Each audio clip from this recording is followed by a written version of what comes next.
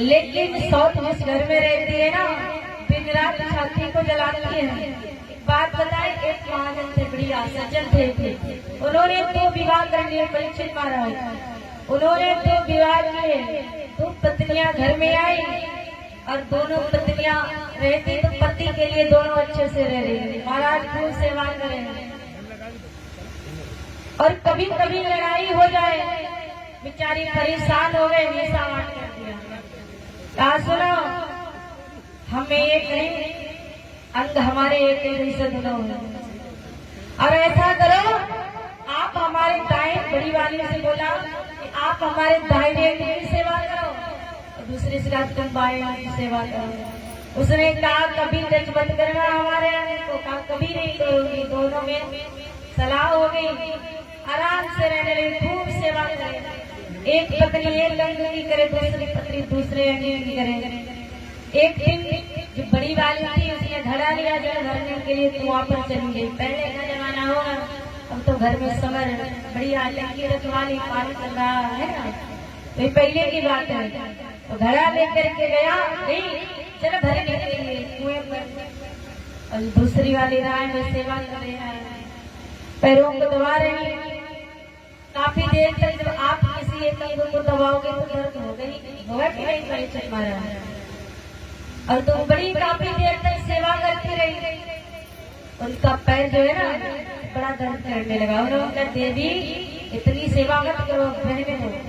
कहा नहीं, पत्नी का धर्म होता है पति की सेवा करना, का धर्म होता है। तो एक बात और सुन लो, कहा जब तक वो यहाँ है तब तक हमारा ये वाला पैर दबा दो। उसने कहा देखो आ जाएगी, झगड़ा हो जाएगा।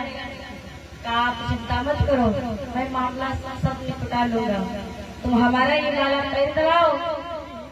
जैसे ही वो उधर से उठी, इधर वाला पैर दबाने का प्रयास किया, हाथ चढ़ाए, ऐसे दूसरी वाली घड़ा लेके आए।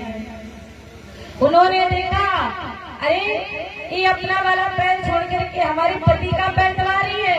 इसने घड़ा दूरी से फेंक दिया और दौड़ करके आई, डंडा उठाया, छोरी के वाले पैर पे झाड़ से मारा। जैसे ही लगा, उसने कहा अच्छा तुमने हमारे पति के पैर में डंडा मारा, अभी बताती हूँ। वो भी गई, दूसरा डंडा उठा के लाई, दूसरे वाले पैर के भी से मारा। पति बिछाए अकेले और दोनों पत्नियों के बीच में मार खा रहे हैं। राजा ने समझाया देवी कभी कभी पत्नियां कैसी नहीं हो, लेकिन झगड़ा हो ही जाता है।